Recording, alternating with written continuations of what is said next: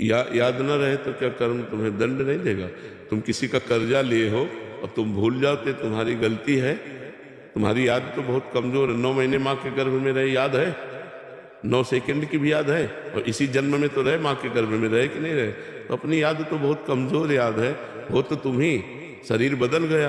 अब पूर्व में कर्म तुमने जो किए हैं वो तुम्हें दंड तो भोगना ही पड़ेगा।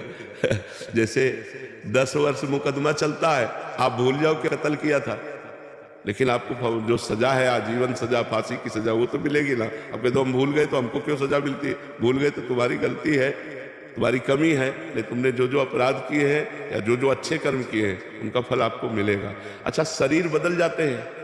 शरीर माने पोशाक। तो आप पहले जब कत्ल किए तो धोती कुर्ता पहन के किए थे, लेकिन अब जब आप मुकदमा लड़ रहे हैं तो आप पैंट शर्ट से लड़ रहे हैं, तो आपको सजा नहीं होगी क्या? सजा तो होगी ना। कानून अवस्था नहीं देखता। जो भागवतिक कानून है वो अवस्था, वो गर्भ में भी दंड दे देगा।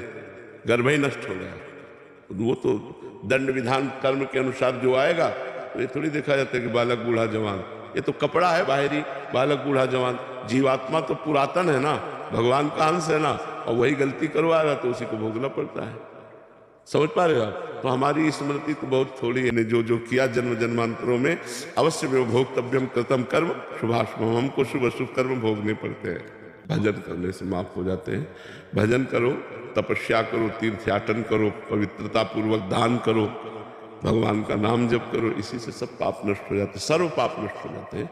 प्रारब्ध भोगना पड़ता है, प्रारब्ध जो है वो भोगना पड़ता है, पाप सब नष्ट हो जाते हैं।